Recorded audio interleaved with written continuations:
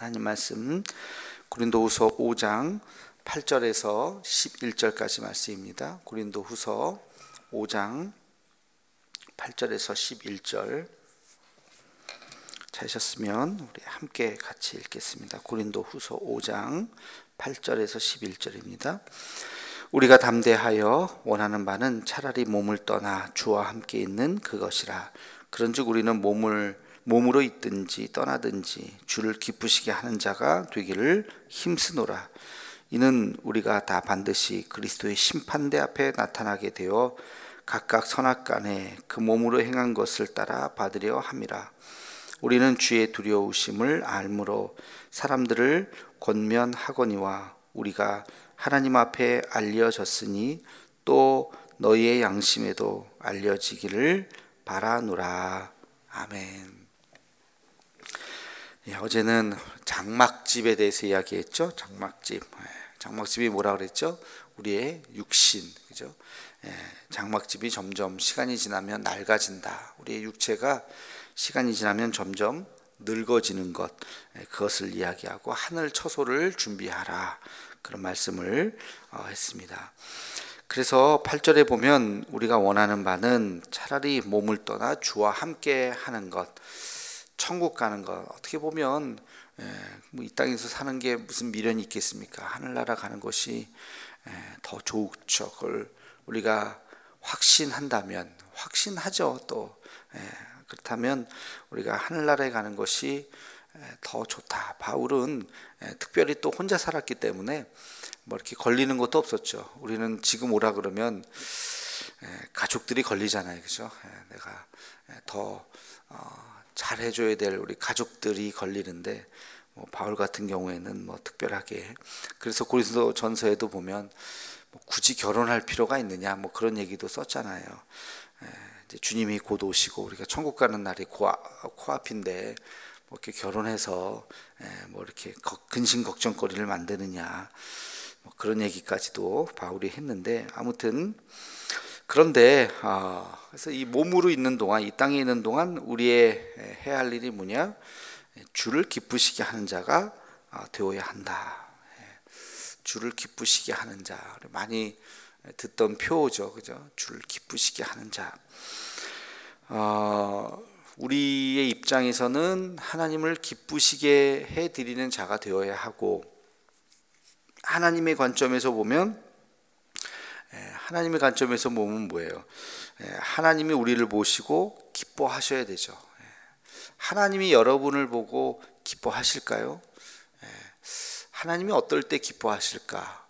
하나님이 우리의 모습을 보고 언제 참 웃으실까? 우리가 자녀를 보고 언제 웃으시나요? 언제 기뻐하나요? 그 자녀를 보고 기뻐할 때가 있죠. 우리 자녀들이 자랑스러울 때, 그죠? 참 내가 자식 잘 키웠다, 뿌듯할 때, 그럴 때가 있잖아요. 언제 자랑스러워요?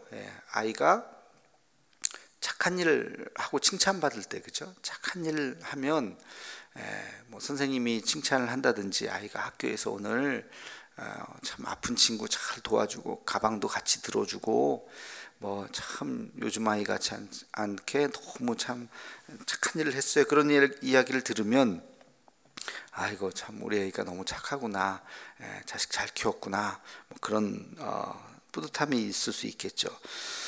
또 그 아이가 어떤 선한 일 뿐만이 아니라 어떤 큰 일을 했을 때 뿌듯하죠.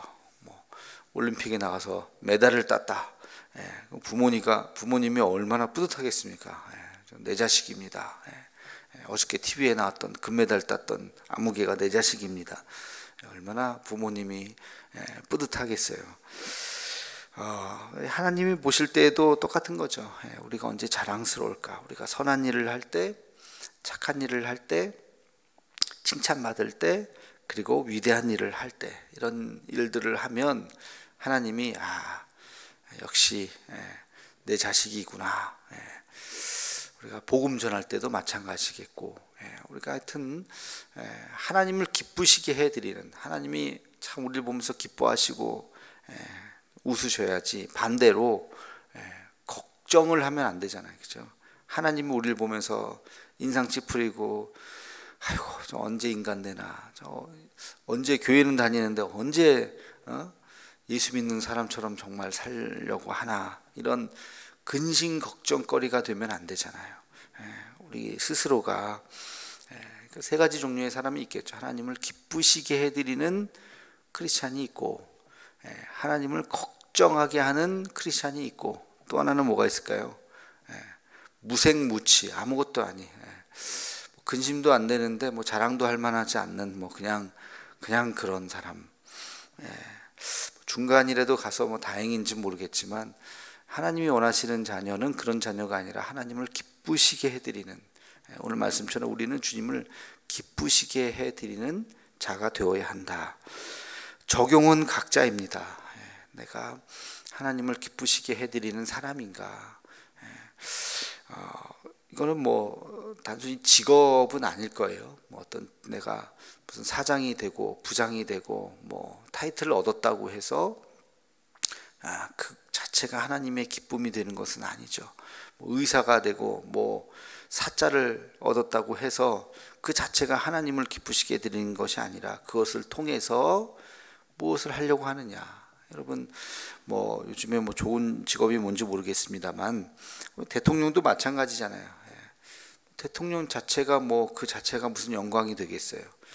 대통령으로 정말 훌륭한 일, 정말 나라를 위해서 희생하고 헌신하고 역사에 남을 만한, 뭐 우리가 과거에 그런 대통령이 잘 기억은 안 나지만 하여튼 그런 참 위대한 일 할 수 있는 그런 지도자가 될 수도 있고, 비난받고 하고 막 그죠? 욕 먹고 그런 지도자가 될 수도 있는 거죠. 그러니까 그 타이틀 자체가 의미 있는 것은 아닙니다. 뭐 목사도 마찬가지예요. 목사가 되었다고 해서 하나님이 다 뭐 기뻐하실까? 그렇지 않죠. 목사가 되어서도 정말 하나님을 기쁘시게 해드리는 목회자가 있는 반면, 그렇지 않은 목회자도 있겠죠. 직분도 마찬가지고. 그러니까 내가 하나님을 기쁘시게 해드리는 삶을 살고 있는가, 우리는 더 구체적으로 생각해 보아야 할 것입니다. 그 다음 말씀에 보면 10절에 보니까 우리가 다 반드시 그리스도의 심판대 앞에 나타나게 되어서 선악간에 그 몸으로 행한 것을 따라 심판을 받게 될 것이다. 그죠? 그리스도의 심판대 앞에 서게 될 것이다. 참 무서운 말씀이에요. 어제도 말씀드렸지만 우리가 죽음으로 끝이 아니라 딱 통과해야 되는 그 통과 의례가 있는데 심판이라는 것입니다. 심판. 상상이 잘 안 돼요. 어떻게 우리의 삶을 어떻게 평가를 할지 상상이 잘 되지 않지만, 아무튼 하나님은 아시겠죠. 평가를 하시겠죠. 하나님의 평가. 선악간에 어떤 한 순간이 아니라 우리의 일생을 놓고, 전체 일생을 놓고 평가를 하실 거예요. 크게 세 가지의 평가가 있을 거라고 우리가 생각해 볼 수 있어요. 첫 번째는 예수님을 믿었느냐, 구원에 대한 평가죠. 그게 제일 첫 번째 평가일 거예요. 그죠? 예수님을 믿었다면 구원받던, 그래도 일단 천국에 갈 수 있는, 구원받은 첫 번째 평가. 예수님 믿지 않았다면 다른 데로 취해지겠죠. 첫 번째가 예수님을 영접했느냐는 평가. 두 번째 평가는 뭘까요? 두 번째 평가는 예수님의 가르침대로 살았느냐. 다른 말로 하면 경건과 거룩함에 대한 평가예요. 경건하게 거룩하게 살았느냐. 우리 삶에 대한 일반적인 평가죠. 더 주님을 따르려고 매일매일의 삶 속에서 기도 생활도 잘하고, 또 성경도 열심히 읽고 복음도 전하고, 뭔가 몸부림치며 내가 예수님 닮아가려고 착한 일도 하고 그러면서 애썼느냐. 여러분, 우리가 시간이 지나면서 더 거룩한 사람이 되어야 하고 경건한 사람이 되어야 하고, 죄악을 떠나서, 그죠? 선한 하나님의 거룩한 사람이 되어야 하겠죠. 이건 하루아침에 일어나는 것은 아니겠죠. 그래서 이 경건한 삶에 대한 예수님의 가르침대로 살려고 애썼느냐에 대한 평가가 두 번째 평가일 것이고, 마지막 세 번째 평가가 있습니다. 마지막 세 번째 평가는 하나님께서 각자에게 주신 사명을 다했느냐. 사명, 이거는 경건하게 살았느냐 하고 별개의 문제예요. 또 다른 문제입니다. 사명의 문제는 내 삶의 목표와 목적에 대한 것이죠.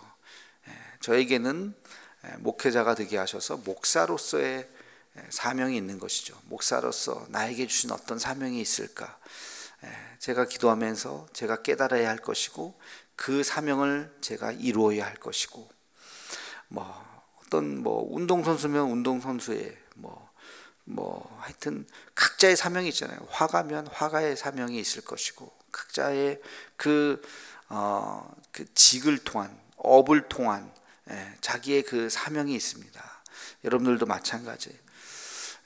자녀를 낳았으면 어머니로서의 사명이 있는, 내 자식 예수 잘 믿는 훌륭한 그런 자녀로 양육해야 하는 어머니로서의 사명이 또 있는 것이고, 사명은 각자죠. 근데 사명이 뭔지도 모르고 헤매다가 그냥 자기 자신만을 위해서 살다가 돈만 벌다가 그러다가 죽으면 두 번째까지는 혹시 통과할 수 있을지 몰라도 세 번째 평가에서 낙제점을 받을 수가 있어요. 그러니까 마지막 세 번째 평가도 무슨 평가인가를 잘 생각해 봐야 합니다. 내게 주신 사명이 뭘까? 내게 주신 사명이 뭘까? 이것도 각자예요. 이것도 각자고, 기도하시면서 몸부림치시면서 하루아침에 이루어지는 것은 아니겠죠. 그 과정이 있는 것입니다. 사도 바울이 1차 선교여행, 2차 선교여행, 3차 선교여행을 통해서 땅끝까지 가서 복음을 증거하는 삶을, 그리고 마지막 로마에 가서 복음을 증거하는 삶을 깨달은 것처럼 어떤 사건 또는 여러 가지 일들을 통해서 하나씩 분명하게 보이는 거죠. 저도 그래요. 어렴풋하게는 보이지만 최종 저의 사명이 최종 이거다 하고 이거다 하고서 아직까지 그것이 구체적으로 무엇인가는 보이지 않아요. 그러나 제가 처음 시작했을 때보다는 이제 10월 달이잖아요. 다음 달이면 이제 만 7년인데 훨씬 더 구체적으로 보이기 시작한 것 같아요. 그때는 막연히 아이고 담임이구나 하면서 막 주어진 일을 막 정신없이 해야 할 일 감당하면서 왔는데, 이제 7년을 이렇게 해보니까 훨씬 더 구체적으로 보여요. 훨씬 더 구체적으로 보이고, 앞으로 조금 몇 년 더 하면 이제는 더 선명하게 보일 것 같아요. 이제 그런 것처럼 여러분들도 마찬가지, 살면서 늘 나의 사명이 무엇인가, 내가 무엇을 위해서 지금 여기까지 왔는가, 하나님께서 나를 왜 여기까지 이렇게 인도해 오셨는가, 방향이 있잖아요. 그죠?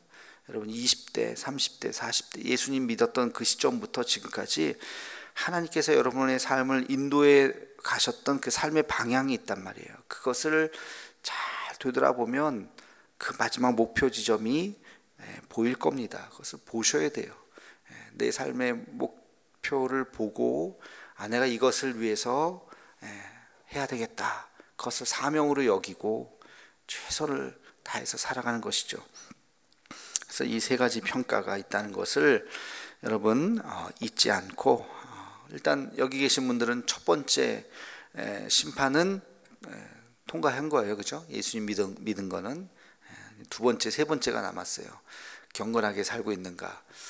새벽 예배 나오시는 분들은 그래도 제 생각에는 그래도 50점 이상은 되지 않는가. 제가 잘 모르겠지만 개인의 경건한 삶, 정말 내가 늘 되돌아보고 예수님 말씀대로 살려고 하는 두 번째 삶, 마지막 세 번째 삶, 내가 무엇을 위해서 어떤 사명을 나에게 주셨는가, 여기에서 사람들이 많이 해답을 잘 찾지 못할 수도 있는 것 같아요.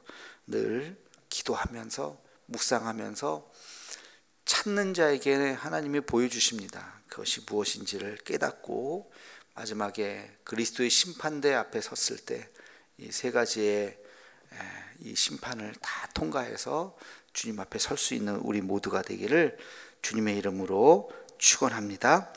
기도하겠습니다. 거룩하신 아버지 하나님, 오늘도 주의 말씀 앞에 섭니다.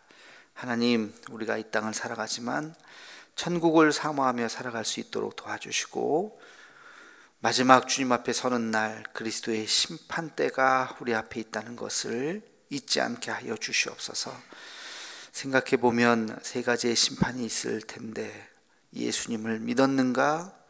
예수님의 가르침대로 살았는가? 그리고 주신 달란트, 주신 사명을 이루었는가?